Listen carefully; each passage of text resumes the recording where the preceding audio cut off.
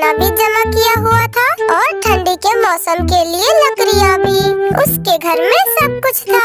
वो अपने घर के बाहर बैठी हुई थी कि तभी मिट्ठू तोता वहाँ आ जाता है। टुनटुनी बहन, मैं आपके माँ वाले जंगल से आया हूँ। आपकी माँ बहुत बीमार है, वो आपको बुला रही है टुनटुनी बहन। ये सुनकर टुनटुनी चिड़िया परेशान हो जाती है और वो कहती है, तोते भैया आपका बहुत बहुत शुक्रिया जो आपने मुझे बता दिया। मैं अभी माँ से मिलने जाती हूँ। फिर टुनटुनी चिड़िया अपने घर को ताला लगाती है और अपने पड़ोसियों के घर जाती है। गोरी बहन और कालू भैया, मेरी माँ बहुत बीमार है, मैं अपनी माँ से मिलने जा रही हूँ। आप मेरे घर का ध्यान रखना, मैं 2-4 दिनों में वहाँ से लौट आऊंगी। हाँ टुनटुनी बहन, आप चिंता ना करें, ये आपका घर हमारा अपना ही तो घर है। हम आपके घर का अच्छे से ख्याल रखेंगे, आप बेफिक्र होकर जाइए।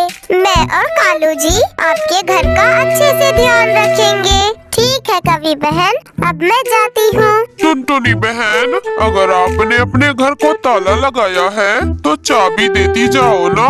टुनटुनी चिड़िया कुछ सोचे समझे बिना ही अपने घर की चाबी उन पड़ोसी कौवों को दे देती है और फिर टुनटुनी चिड़िया वहाँ से चली जाती है। गोरी, अब आएगा मजा। हम टुनटुनी चिड़िया के पीछे पीछे से उसका सारा भोजन खा लेंगे। हाँ कालू जी, मैं भी यही सोच रही थी। अब 2-4 दिनों तक हमें भोजन की कोई चिंता नहीं होगी। हम तो टुनटुनी चिड़िया का ही दाना खाकर अपना पेट भर लेंगे। फिर कालू कौवा टुनटुनी चिड़िया के घर जाता है। वो ताला खोलकर अंदर घुस जाता है। सामने टुनटुनी चिड़िया का जमा किया हुआ दाना पड़ा हुआ था। कालू कौवा जी भर के वो दाना खा लेता है। पीछे से गोरी कभी भी आ जाती है। हाँ कालू जी, आप अकेले ही टुनटुनी चिड़िया का सारा भोजन खाओ और मैं कैसे रह सकती हूँ। फिर गोरी कभी भी दाना खाने लगती है। कालू जी, सूखी लकड़ियाँ भी है। मेरा तो दिल कर रहा है कि 2-4 दिन इस टुनटुनी चिड़िया के ही घर में रह लेते हैं। यहाँ तो सूखी लकड़ियाँ भी है और खाने के लिए भोजन भी।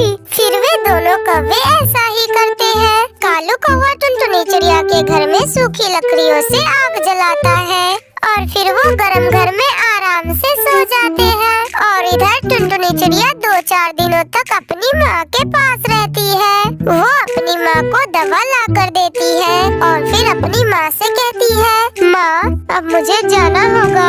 मैं अपने घर की चाबी कौवों को देकर आई हूँ, घर खाली है। जाओ बिटिया, अब मैं ठीक हूँ। नीलो चिड़िया एक बहुत ही गरीब चिड़िया थी। किराया न दे पाने के कारण उसके मकान मालिक ने उसे घर से बाहर निकाल दिया था।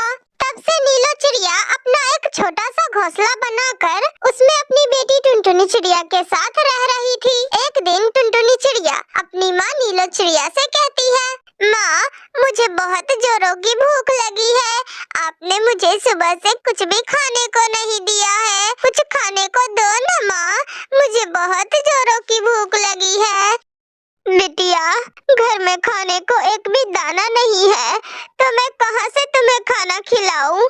अच्छा तू रुक, मैं अभी पड़ोस में जाकर देखती हूँ, अगर कुछ खाने को मिल जाए तो मैं तेरे लिए जरूर लेकर आऊंगी। ऐसा कहकर नीलो चिड़िया अपनी पड़ोसन बबली कबूतरी के यहाँ जाती है और उससे कहती है, बबली बहन, मेरी बेटी कल सुबह से ही बहुत भूखी है, अगर आपके पास कुछ खाने को है तो दे दो ना। अरे ओए नीलो, तू यहाँ मुझसे भीख मांगने आई है? तो सुन, मेरे पास तुझे देने के लिए कुछ भी नहीं है। अरे भरी जवानी में तूने तो अपने पति को खा लिया। अरे तेरी तो परछाई भी किसी पर पड़नी नहीं चाहिए, तू चली जा यहाँ से। अरे बबली बहन, तुम मेरे साथ ऐसा बर्ताव क्यों कर रही हो? भूखे को खाना खिलाना तो पुण्य का काम होता है ना, तो फिर ऐसा तुम मेरे साथ क्यों कर रही हो? अरे मुझे ऐसा पुण्य नहीं चाहिए, तुम जल्दी से हटो मेरे दरवाजे के सामने से। तुम्हें सुनाई नहीं देता क्या? बबली बहन, लाओ मैं तुम्हारा कोई काम कर देती हूँ, उसके बदले में तुम मुझे कुछ खाने को दे देना। अरे नीलो, तुझे सच में कुछ सुनाई नहीं देता क्या? मैंने कहा ना, तू जल्दी से हट मेरे दरवाजे के सामने से, नहीं तो मैं अभी पुलिस को बुला लूंगी। नहीं नहीं बबली बहन, पुलिस मत बुलाना, मैं जा रही हूँ। फिर दुखी मन से नीलो चिड़िया अपने घर लौट आती है। टुनटुनी मेरी बच्ची, इस जमाने में गरीबों की कोई मदद नहीं करता। चल मैं तुझे लेकर जंगल में चलती हूँ, वहीं अगर कुछ खाने को मिले तो मैं तुझे खिला दूंगी। बेटा, अगर आज तेरे पापा जिंदा होते तो तेरी हालत ऐसी न होती। फिर नीलो चिड़िया टुनटुनी चिड़िया को लेकर रोती हुई जंगल में जाती है। वहाँ एक साधु चील बाबा ध्यान लगाए हुए बैठा था। महात्मा जी, मेरी मदद कीजिए, मैं बहुत गरीब हूँ और बहुत दुखी भी। घर में कुछ भी खाने को नहीं है। साधु महाराज, मेरा घोंसला भी टूटा फूटा है, मेरी मदद कीजिए महात्मा जी। फिर वो साधु चील महाराज अपनी आंखें खोलता है। बेटी, अब तुम्हारे दुख के दिन कट गए हैं। मैंने तुम्हारी बातों को सुन लिया है। तुम ये लो जादुई मिट्टी और इनसे जाकर एक मिट्टी का घर बनाओ। मिट्टी के घर बनते ही तुम्हारे सारे दुख दूर हो जाएंगे। और ये लो फल, इसे तुम और तुम्हारी बेटी खा लो। तुम इसे खाकर इसका बीज अपने आंगन में भी खेर देना। ये एक जादुई फल है, ये तुम्हारे पेड़ पर हमेशा लगे रहेंगे और फिर तुम इन फलों को बेचकर खुशी खुशी अपना गुजारा कर सकती हो। फिर नीलो चिड़िया फल और मिट्टी लेकर अपने टूटे फूटे घोंसले के पास आती है और वही साधु चील महाराज की दी हुई मिट्टी से घर बनाती है। मम्मी, हमारा ये नया मिट्टी का घर कितना सुंदर है ना? हाँ बेटा, अब हम लोग इसी घर में रहेंगे, यही इसी जादुई मिट्टी के घर में। फिर वो दोनों माँ बेटी फल खाती है और उनके बीजों को वही आंगन में बिखेर देती है। फिर अगले दिन नीलो चिड़िया जब सोकर उठती है तो वो देखती है कि अरे वाह, मैंने जो कल बीज लगाया था उससे ये विशाल पेड़ उग गया है और इस पर तो ढेर सारे फल भी लगे हुए हैं। मैं अब इन सारे फलों को तोड़कर जंगल जाकर बेचूंगी। फिर नीलो चिड़िया उन फलों को तोड़कर जंगल में बेचने लगती है। अब तो टुनटुनी चिड़िया की माँ नीलो चिड़िया के पास पैसों की कोई कमी ही नहीं थी। मम्मी, अगर उस दिन उस जंगल में वो साधु बाबा नहीं मिले होते तो आज अपने पास ये मिट्टी का घर भी नहीं होता। हाँ बेटिया, बात तो तुम ठीक कह रही हो। एक बार फिर से हम लोग जंगल चलेंगे और साधु बाबा का धन्यवाद करेंगे। चल टुनटुनी, अब बातें करना छोड़ और चल चल कर खाना खा ले। ठीक है माँ, मैं अभी आई। इस तरह से नीलो चिड़िया अपने मिट्टी के घर में अपनी बेटी टुनटुनी चिड़िया के साथ खुशी खुशी अपना जीवन बिताने लगती है। दोस्तों, अगर आप लोगों को हमारी ये कहानी अच्छी लगी हो तो वीडियो को लाइक और हमारे चैनल को सब्सक्राइब करना ना भूले। हमेशा की तरह बंटी कबूतर और टुनटुनी चिड़िया एक पार्क में बैठकर बातें कर रहे थे कि तभी अचानक से बंटी कबूतर टुनटुनी चिड़िया से कहता है, अरे टुनटुनी, आखिर कब तक हम लोग ऐसे छिपछिपाकर मिलते रहेंगे? देखो टुनटुनी, मैं तुमसे शादी करना चाहता हूँ। कल तुम तैयार रहना, मैं तुम्हें अपनी माँ से मिलवाने ले चलूंगा। Oh no! मगर बंटी, मेरे माता पिता तो नहीं है, मैं एक अनाथ चिड़िया हूँ। मेरे माता पिताजी तो बचपन में ही गुजर गए और मेरी परवरिश एक अनाथ आश्रम में हुई है। तो क्या ऐसे में तुम्हारे घर वाले इस शादी के लिए हाँ करेंगे? अरे टुनटुनी, तुम ये सब बस मुझ पर छोड़ दो। तुम्हें पता है, मेरी माँ मुझसे बहुत प्यार करती है। वो कभी भी इस रिश्ते के लिए ना नहीं कर पाएंगी। अगले दिन बंटी कबूतर टुनटुनी चिड़िया को ले जाकर अपनी माँ से मिलवाता है और फिर टुनटुनी चिड़िया को देखकर बंटी कबूतर की बहन दुलारी कबूतरी कहती है, अरे भैया, ये चिड़िया कौन है और आप इसे यहाँ क्यों लेकर आए हैं? हाँ बेटा, ये चिड़िया अपने इस जंगल की तो नहीं लगती, फिर तुम इसे अपने साथ लेकर यहाँ क्यों आए हो? माँ, ये टुनटुनी चिड़िया है। मैं इससे बहुत प्यार करता हूँ और मैं इससे शादी करना चाहता हूँ माँ। बंटी कबूतर की ये बात सुनकर बबली कबूतरी भड़क जाती है और वो गुस्से से कहती है, अरे बेटा, तू क्या पागल हो गया है क्या, जो तू इस गरीब चिड़िया से शादी करने के लिए तैयार हो गया? अरे मैंने तो तेरे लिए एक से बढ़कर एक अमीर चिड़ियाएं देख रखी है, बस तेरे हाँ करने की जरूरत है। हाँ भैया, माँ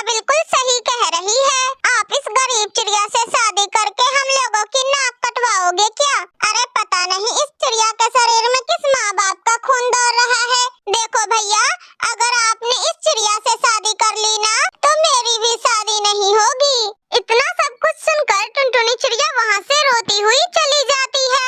इसी तरह से कई दिन गुजर जाते हैं। एक दिन बंटी कबूतर छुपके से टुनटुनी चिड़िया से शादी कर लेता है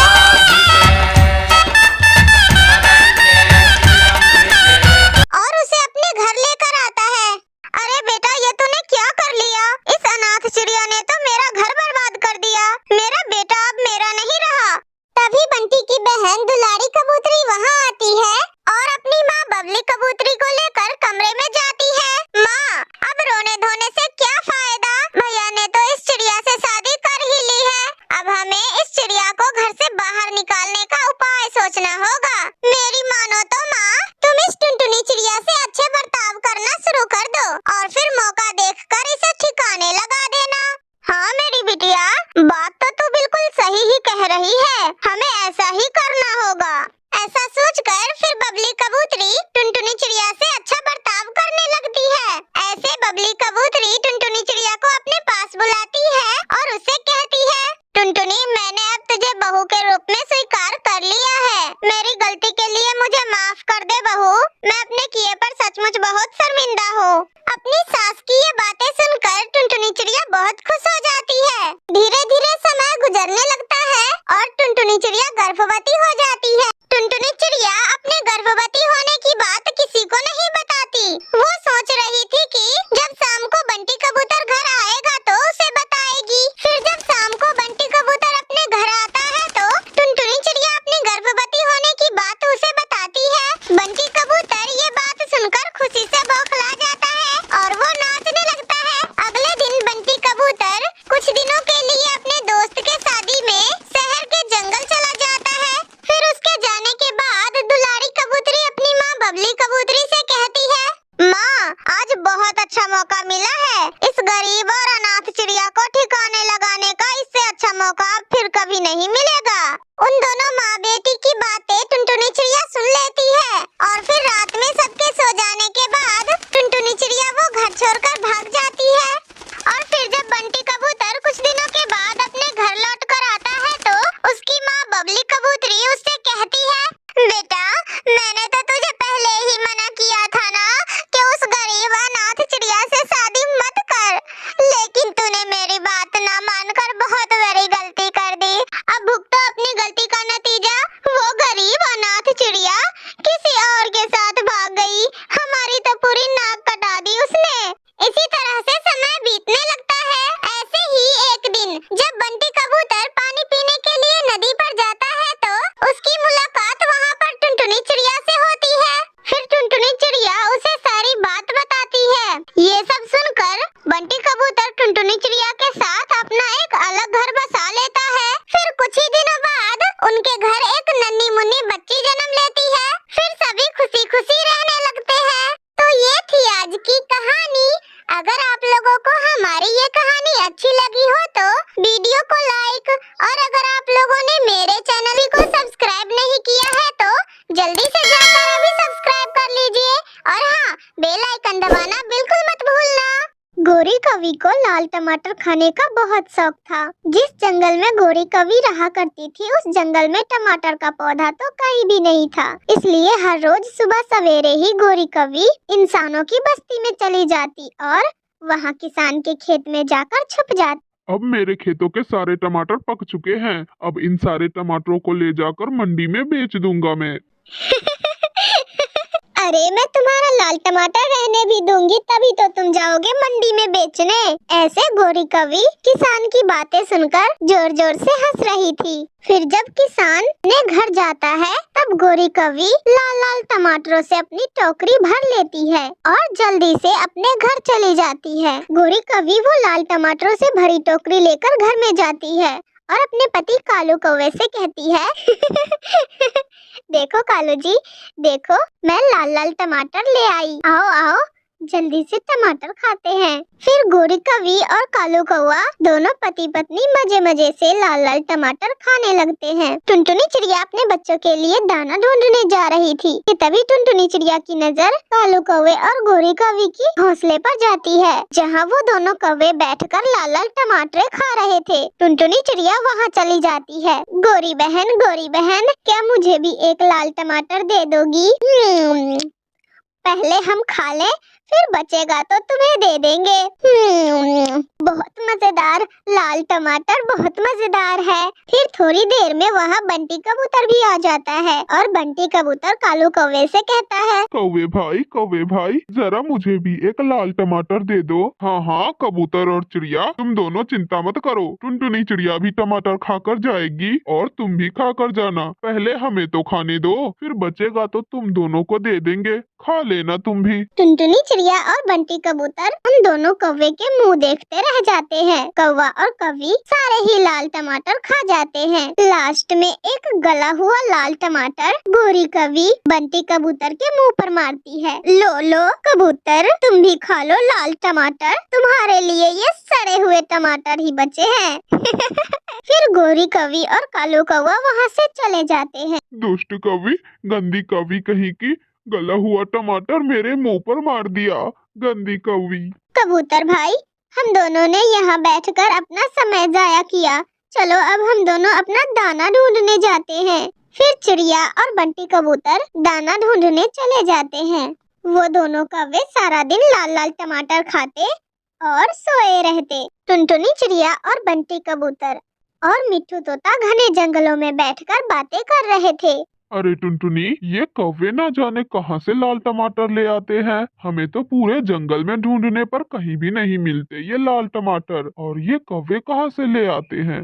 दोस्तों, क्यों ना हम कल कौवे का पीछा करें और ये पता लगाए कि वो लोग टमाटर लाते कहाँ से हैं। हाँ हाँ टुनटुनी, हम कल ऐसा ही करेंगे और पता लगा कर ही रहेंगे कि वो कालू कौवे आखिर टमाटर लाते कहाँ से हैं। कालू जी, आप यहीं ही बैठे रहो और मैं जाती हूँ टमाटर लाने। अब वो किसान भी चला गया होगा अपने घर। गोरी, आज तुम ऐसा करना, 2 टमाटर ज्यादा ही ले आना। वो क्या है ना, आज मैं टमाटर अपने मामा को भी खिलाऊंगा। फिर गोरी कौवी जैसे ही टोकरी लेकर घर से निकलती है तो उसके पीछे पीछे टुनटुनी चिड़िया भी आ जाती है। गोरी कौवी किसान के खेत में पहुंच जाती है। अच्छा, तो ये कौवी किसानों के खेती से चोरी करती है, जिस दिन पकड़ी गई ना तो जान से ही जाएगी। फिर टुनटुनी चिड़िया जैसे ही वहाँ से जाने को होती है तो उसे लाल टमाटर मिलता है। टुनटुनी चिड़िया वो लाल टमाटर उठा लेती है और उसे अपने घर ले आती है। टुनटुनी चिड़िया वो टमाटर लाकर अपने आंगन में बो देती है। अगर हमारे यहाँ भी टमाटर का पौधा उगेगा तो हम सभी दोस्त मिलकर कितने मजे से खाएंगे ना। फिर टुनटुनी चिड़िया अपने दोस्तों के पास जाती है। पता है मिट्ठू और बंटी, वो काले कौवे तो किसानों के खेती से चोरी करते हैं लाल टमाटर। बाप रे, किसान के खेत से चोरी, हम तो वहाँ भूल कर भी नहीं जाएंगे, सीधा गोली मारते हैं किसान गोली। अगर कभी पकड़े गए तो सीधा धाए से मारेंगे गोली। आज फिर से गोरी कौवी आसानी से लाल टमाटर चोरी करके ले आते और घर में मजे मजे से दोनों पति पत्नी लाल टमाटर खाते हैं। लेकिन चोरी तो हर दिन रहती नहीं है, चोरी तो कभी न कभी पकड़े ही जाती है। आज तो गोरी कौवी के साथ कालू कौवा भी जा रहा था खेत में टमाटर खाने। आज किसान खेती में नहीं थे तो गोरी कौवी और कालू कौवा वहीं पर बैठकर टमाटर खाने लगते हैं कि तभी पीछे से किसान उन दोनों को देख लेते हैं। अच्छा, तो मेरे सारे खराब टमाटरों का कारण यही है, इन कौवों की वजह से मेरी सारी फसल बर्बाद हो गई, मेरे सारे टमाटर गल सड़ जाते हैं। इन कौवों को तो मैं छोड़ूंगा नहीं, आज इनको सबक सिखा कर ही रहूंगा मैं। फिर किसान जल्दी से एक लंबी रस्सी वाला जाल बांधता है और उन दोनों कौवे के ऊपर जाल फेंकता है। कौवे जैसे ही उड़ने की कोशिश करते हैं उस जाल में फंस जाते हैं। आज तो हम पकड़े गए कालू, अब हमारी पिटाई होगी। किसान डंडे लेकर आ जाता है और उन दोनों कौवे की खूब पिटाई करता है। मुझे छोड़ दो किसान, मुझे छोड़ दो, अब कालू की बारी है, मुझे छोड़ दो। पिटाई की चोट सुनकर जंगल से सारे पक्षी, टुनटुनी चिड़िया और बंटी कबूतर, मिट्ठू तोता सभी वहाँ आ जाते हैं और एक पेड़ पर बैठकर जोर जोर से हंसने लगते हैं। अपने दोस्तों को वहाँ देखकर तो कालू कौवा और गोरी कौवी बहुत शर्मिंदा होते हैं और उन दोनों को सबक भी मिल जाती है रोज रोज लाल टमाटर चोरी करने का। तो ये थी आज की कहानी। अगर आप लोगों को हमारी ये कहानी अच्छी लगी हो तो प्लीज वीडियो को लाइक करके हमारे चैनल को सब्सक्राइब करना बिल्कुल मत भूलना दोस्तों।